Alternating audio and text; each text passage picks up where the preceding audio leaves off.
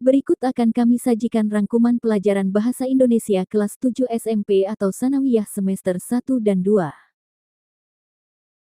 Rangkuman bab 1. 1. Untuk mengetahui pokok-pokok berita dengan mudah, perhatikan hal berikut. A.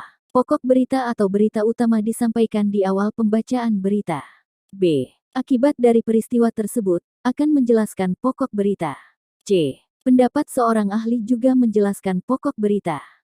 2. Pengalaman adalah peristiwa yang pernah kita alami dalam kehidupan. Dalam menceritakan suatu pengalaman, perhatikan urutan berikut. A. Pembukaan atau kata pembuka. B. Isi atau pembicaraan. C. Bagian penutup. 3. Dongeng adalah cerita yang diceritakan dari mulut ke mulut. Cerita dalam dongeng mempunyai pesan untuk mendidik kita dalam kehidupan sehari-hari. 4. Pantun adalah karya sastra Melayu yang mempunyai ciri-ciri sebagai berikut. A. Mempunyai bait dan isi. B. Setiap bait terdiri atas baris-baris. C. Jumlah suku kata dalam baris antara 8 sampai 12. D. Setiap bait terdiri atas sampiran dan isi. E. Bersajak ABAB. 5. Pantun berbalas adalah pantun yang dimainkan oleh dua kelompok, antara kelompok pro dan kelompok kontra. Pantun tersebut dipimpin oleh seorang moderator untuk menengahi permainan berbalas pantun. Rangkuman bab 2. 1. Berita adalah informasi tentang suatu peristiwa. 2. Hal-hal yang perlu dituliskan dalam pemberitaan, antara lain, pokok atau inti berita, kronologi berita, orang-orang atau tempat yang menjadi berita, informasi yang ada dalam berita tersebut. 3. Idola adalah tokoh yang dikagumi dan merupakan objek pemujaan. 4. Buku harian merupakan tulisan pribadi tentang pengalaman atau peristiwa yang dialami. 5.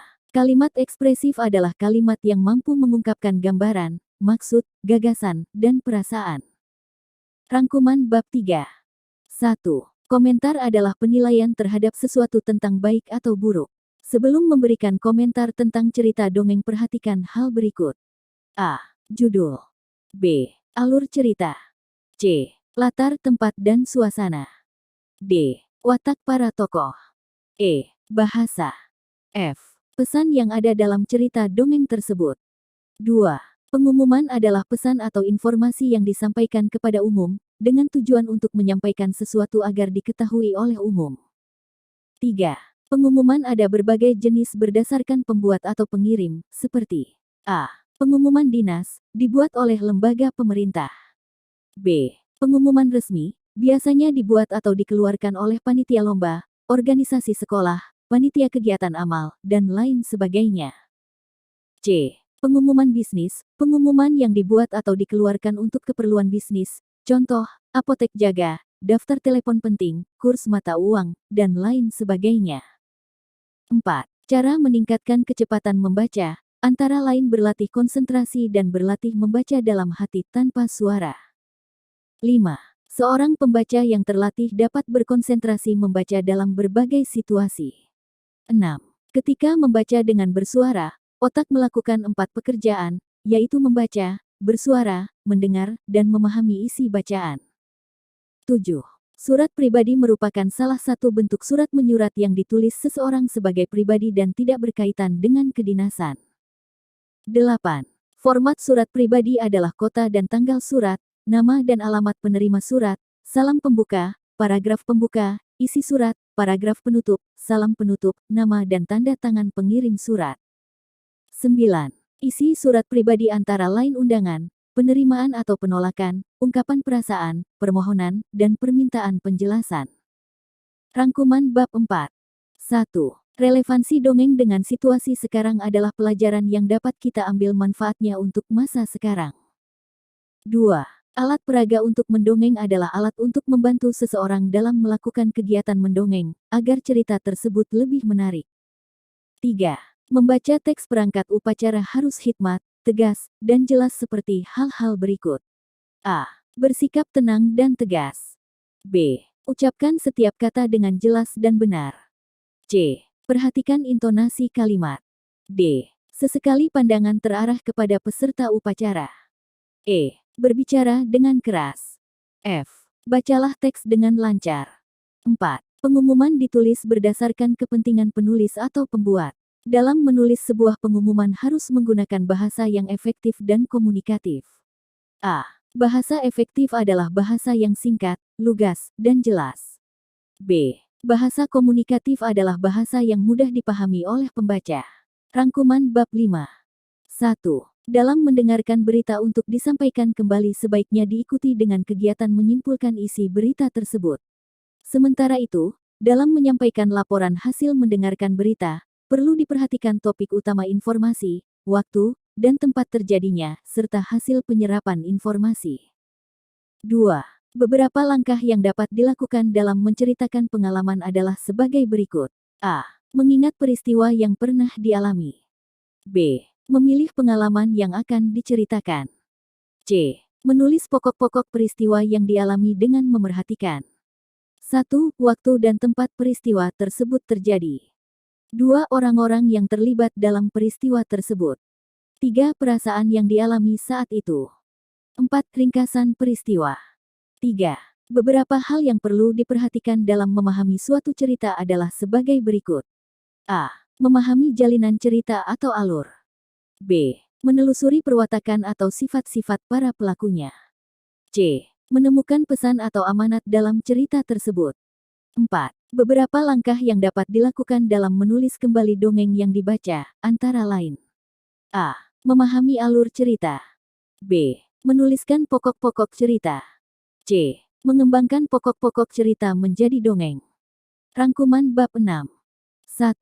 Tahapan menyimpulkan hasil wawancara yang kita dengar, antara lain, A. Mencatat pokok-pokok isi wawancara. B. Merangkai pokok-pokok wawancara secara padat dan singkat. C.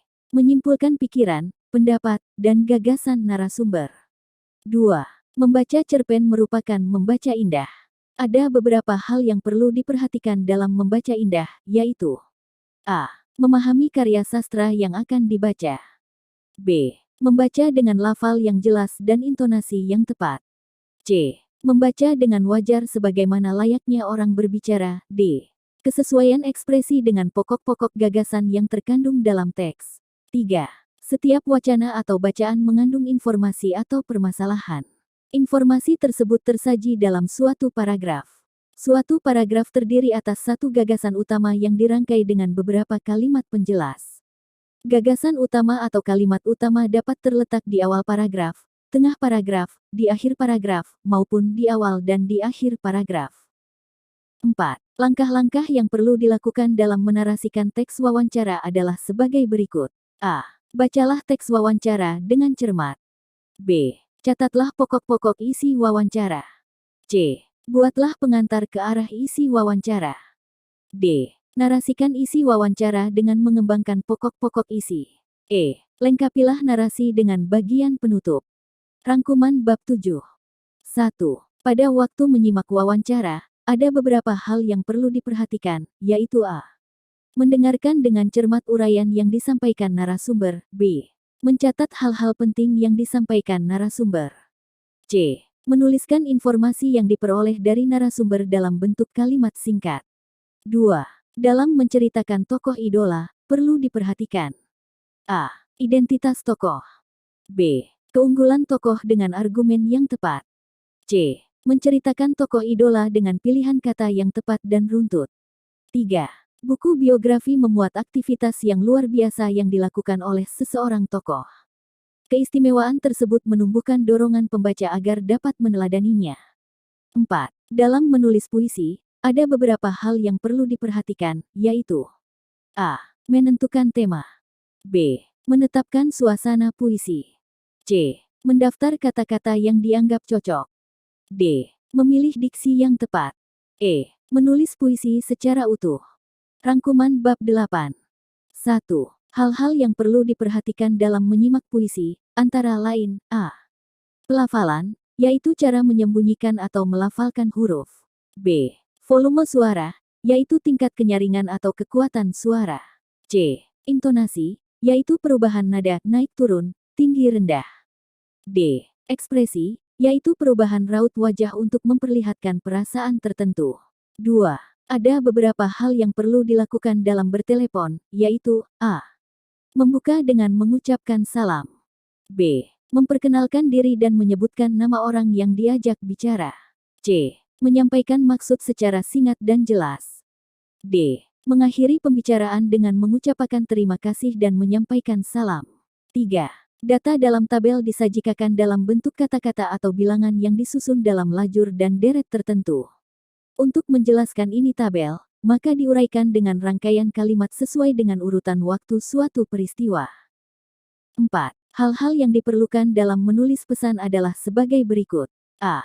Jelas baik nama yang dituju, isi pesan, maupun pengiriman pesan.